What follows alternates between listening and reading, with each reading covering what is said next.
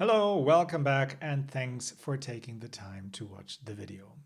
First of all, a big thank you from my end to all of you who watched my video from last week. It was great to see that so many people immediately welcomed me back, still watched my videos, commented, gave me tips and tricks, shared what they noticed in the video that I could have done differently, and that is exactly what helps me to become a better player. For me, it's still about a week and a half out until my one and only RTN, so I have a bit more time to prep. And, well, there's one last deck to prep for with Florian hitting Living Legend just last night during the calling in Columbus, which is exciting because, I mean, he has been one of the tougher matchups for us as Arakni Marionette players. And then it's just about 3 weeks out, I think, until we can all finally meet again at the World Tour world premiere in London for the Compendium to Wraith set. Really looking forward to this.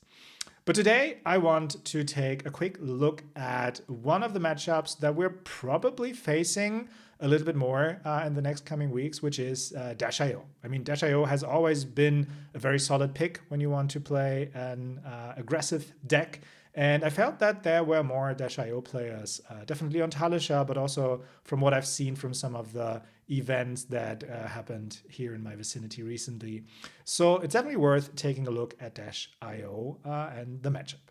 So let's take a quick look at the game plan. And I need to admit, I personally like playing against DIO and also the strategy that we as Arakni Marionette are following. There are others that dislike this for sure, but for me it's some kind of like a skill check.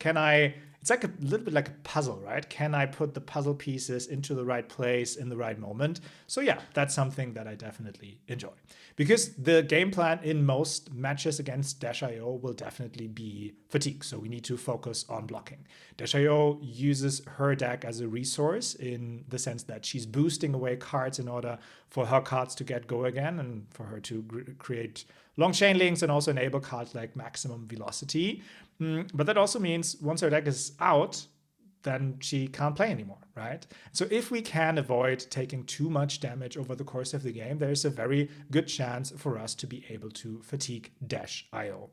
But that comes at a price. We're not like really playing the game, right? We're not attacking, we're not like setting up our own turns in most cases, but we really just try to not take too much damage. But if there is the option to send some disruption, that is definitely something we should do, right?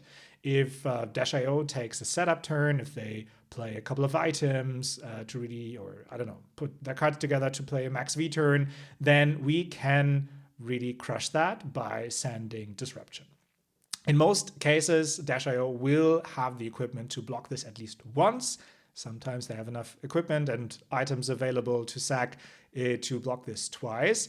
But yeah, usually there is always a time in the game where we send disruption, play a codex, and it actually hurts DIO's turn. One thing we definitely should play for is to not let Boom Grenade hit, right? Because Boom Grenade extends the damage that DIO is dealing.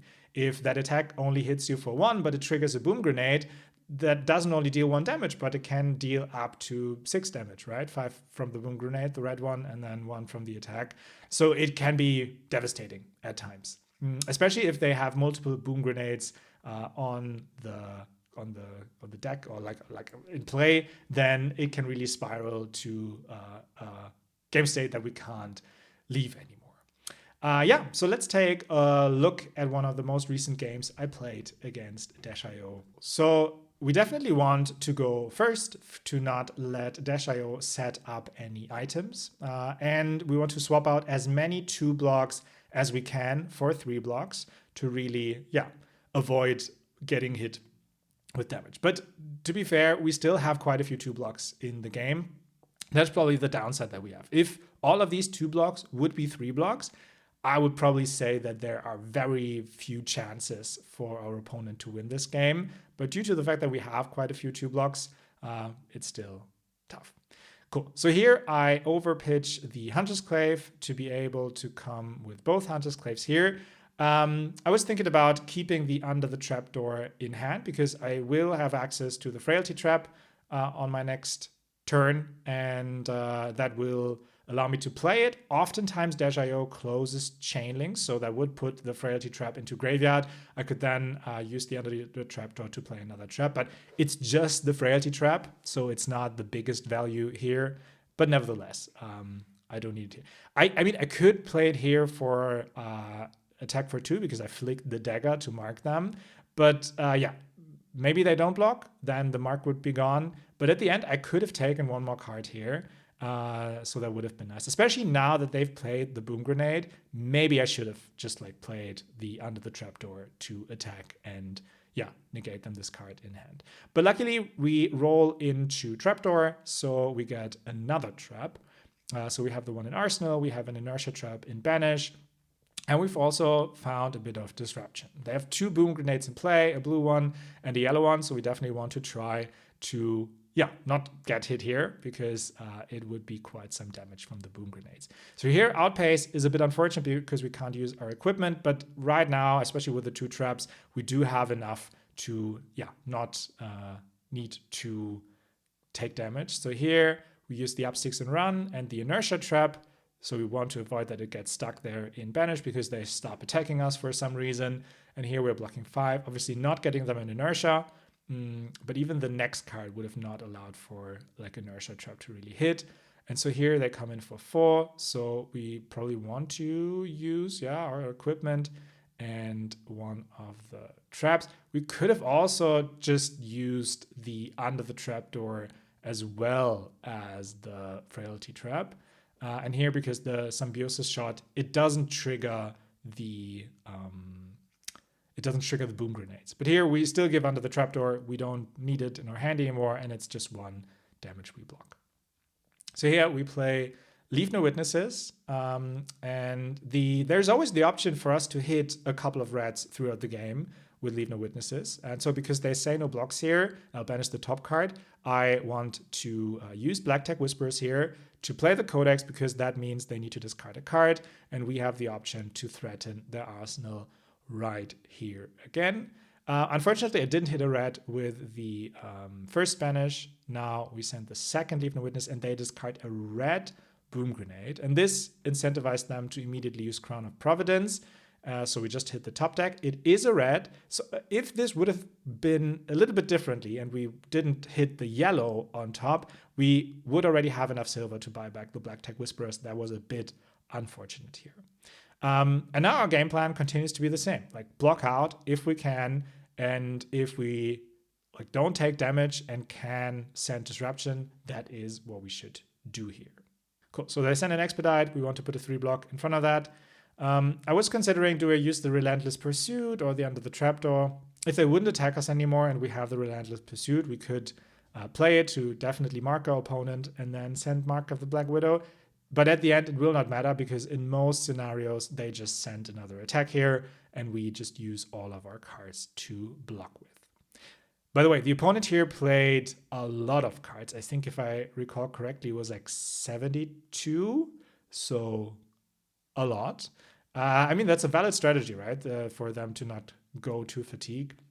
But it also means that they have a few cards in deck that aren't super high value attacks oftentimes. But here, so far, they've really hit good cards. They didn't banish too many reds yet from their boosting. And so here we take 1 from the Outpace. We take another damage here from the Symbiosis Shot. They were under Frailty. And so we just pass our turn. Their Technocore triggers. They send us a Throttle for 6. And we just continue our game plan. We put stuff in front of their attacks. We don't want to overcommit, right? So usually, like when they send like a 4 attack, we don't want to block this for 5 or 6. Rather, we block this for 1 less. Except if we have the suspicion that they put a Boom Grenade into play via their DIO ability. But for example, in this case, they have already used their DIO ability, so there's no fear of getting a Boom Grenade in. So it's okay to take 1 damage here, block the rest out, and use the other card that we have for blocking just on the next chain link. Or worst case, if they don't attack us anymore, we could put it into arsenal. But here, yes, they attack us with another zipper hit. So here we take 2, we go down to 35. And considering the amount of chain links that they've generated, yes, it is obviously their first maximum velocity. We don't have anything to block with. It doesn't really make sense to use Mask of Deceit here just for 2. Preferably we use this for 5 later. So we go down to 25. And yeah, it doesn't look super good right now because they've already pushed this down quite a bit in life total. We just pass our turn. Nothing we can do here. And we let them play with another 5-card hand. Luckily, we found 2 D-reacts here. So we have 14 block value here. They send a Pocket Rocket. They actually banish an item, which is good on the one hand, right? They banish a blue Boom Grenade, but on the other hand, they get an attack add-on here. So we first use the Fate Foreseen to see what's on top. It's an overcrowded, so we want to bottom that. Oftentimes, overcrowded is nice because of the tokens, but here we just don't generate enough, so on bottom is fine. Yellow 0 to 60 just coming in for 3, so we put in a 3 block in front of this. And we most likely will use our other 2 cards to block with here as well, as he still has so many cards. So they're pitching a max V, which is interesting. I mean, they have one in Arsenal. We know that because they've used their item. I forgot their name. The one that gets a red card back from graveyard. They've used that, so we know there's a max V in Arsenal. We kind of we'd probably take the 2 here and use the shelter on our next turn so that it can generate 4 value here for us, as we can use it from our Arsenal zone. So we passed again. We have a 2 block, 2 3 blocks, and we have the Sigil. Sigil is always nice, especially in scenarios where they cannot play their full hand and they leave us with a card. Some of our cards don't do much more than just damage, and that is like DIO does not really care. And so here we block the 0 to 60 with a 3 block. Worst case scenario, if he would play, or she would play a Boom Grenade now from top, we could have used our D-React. They pitch a yellow Boom Grenade. So this comes in for 5. We have 5 block available. So we block this out. They play a Teklo Core from top. And they play another Cerebellum Processor. They pass turn, so we just gain 3 life. That is also nice. We're back to 24 and we pass turn. But we obviously know they still have their maximum velocity in Arsenal. And here it gets really threatening because they play a red Boom Grenade. So now we need to pay good attention to how we block this. So because they have, I think it's outpaced, right? Which doesn't allow for equipment to be used in blocking. We decide here to use the Spring Tunic as well as the Persuasive Prognosis to block, to not get hit by the Boom Grenade. In case they use this, we still have the option to use the D-React on that. Here, it's just a Sprocket Rocket for 3. So we use Tarantula Toxin to block. They play another Cerebellum Processor from top, so now they have 2. I think they need 1 more boost in order for maximum velocity to be live. So it's another 4 power. And here we do the same thing again. I mean, we know they come in with another 10. So we use the Flick Knives here and Kiss of Death. Because right now we don't have enough block for the maximum velocity. So unfortunately, it's off by 1. So if we would have had the other silver, I would have been able to bring back our leg pieces. We could have blocked this for 10 and the red Boom Grenade would have not hit. But this way it hits us for 6 in total, I think. 4. Yeah, red Boom Grenade comes in for 4. So 5 in total. That was unfortunate damage, but I don't think we could have played it any other way. Zipper hit, we block that out for 5. There comes another yellow zipper hit. We block this for 3. I mean, yes, we are vulnerable to another Boom Grenade, but it doesn't make sense to overblock this here because this is really like every point of value we can get, we should. And with the pain on the backside, we can block another 2. Even if it's just a Symbiosis shot, it probably is worth to block 1 more damage here. And they've already banished and played so many Boom Grenades. They've also pitched the yellow one just a bit earlier. So I don't think there is a high likelihood for them to have a boom grenade on top. And here they choose Sink Below as a D-React for us to not use from hand, which is okay because we don't play Sink Belows. That was the best choice they could have made from us. Oh, and here, Backup Protocol Red. That was the card I was looking for earlier. So they used this to get a Fast and Furious back, which they seem to immediately play. They banish another blue boom grenade from top.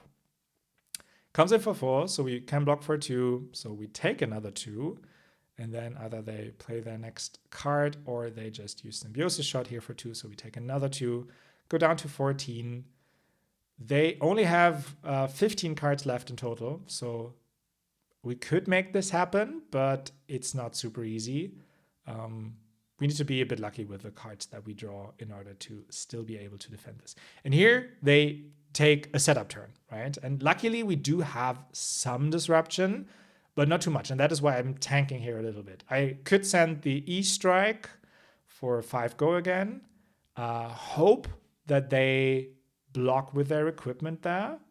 And then send the Leave No Witnesses. But why should they block with equipment, right? If it's just 5 vanilla damage. And so what I'm thinking is I pitch this all, like the E-Strike, the Orb Weaver, the Stains of the Red back into silver. And maybe, hopefully, we draw into something better. Like a D-React would be super sick. One of the traps would be super sick, just to put in Arsenal to have 3 more defense value on the next turn. But unfortunately, we don't draw into that, but we draw into a Codex of Inertia. And so here I'm thinking, is there a way for me to get the Codex of Inertia live? Not really. I want to play the Leave No Witnesses. And so I think, okay, rather than putting this into my arsenal and maybe blocking this, I just send a Hunter's Clave for 1. Because maybe he gives me equipment. And that makes his next block a little bit more difficult. Not super difficult in this current state, but at least a bit more difficult. But yeah, maybe I just should have put this into Arsenal to play on the next turn eventually. And here they block it actually, but I sent the Leave No Witnesses. But at the end, they do have enough equipment block with their arms and leg pieces, and they can sack one of their items to block this out. So they have 9 cards in deck and 5 in hand plus arsenal, so 14 cards right now. So it's 2 more turns tops. So let's see if we can block this out. The good thing is we have 4 3 blocks. On the downside, they've played the red Broom Grenade here now, and they come in for 4. So it's a break point. And that is my thinking here. I mean, they have 3 more cards. They have 2 resources. They have a backup Protocol Red. So there's probably no world where I don't take the Broom Grenade. And so I'm thinking, I just block 3 here. I don't commit 6 and overblock by 2 because they will hit me with a Boom Grenade anyway. So I take the damage already. I'm down to 9. Here I can give another 3 block. They probably use their backup protocol at one point to take back like a 0/4/4, I suppose. First, they come in with a red T-Bone. So I block for another 3. And now they actually have a max velocity in Arsenal. And that's game, almost. I mean, I can block 3. They have another action point. So they can come in with another 2 from the Symbiosis Shot, and we lose this. Unfortunate. I mean, he would not have had another turn. I think I look into the deck in a second here. So they had 2 more Boom Grenades, a max V, and 2 blue attacks. So basically no further turn possible. It was a bit unfortunate, obviously, that they hit us with 3 maximum velocity. I don't think that happens every game, but it did in this game. And so it was a close one. 1 more turn, and we would have won this. Probably, like, even if we would have just, like, gotten a second silver, we probably wouldn't have taken the red Boom Grenade earlier. So unfortunate, but it is what it is. We could have won this for sure. So let's take a quick look at the review. I think in most cases I blocked out as efficiently as possible. I didn't take damage to do anything, only if they like really didn't send anything. So I was able to hit them with Leave No Witnesses a couple of times. I was able to play 1 codex. And obviously, like having more codexes to play that maybe would have changed the game, but here it was just not possible. They sent so much damage, and if I recall correctly, they didn't banish too many of their red attacks, so that was quite nicely done from them. And at the same time, multiple max V just suck. If they come at you with a couple of attacks, I don't know, like 4 into 3 into 3 into 10, that is so much damage, and with just usually 12 block in hand, you just can't defend that if it happens multiple times. If then they connect with a boom grenade, that can be game altering. And here it was super lucky for them, or unlucky for me, depending on your view of like getting hit by the red boom grenade by just 1 damage too much. But it is what it is.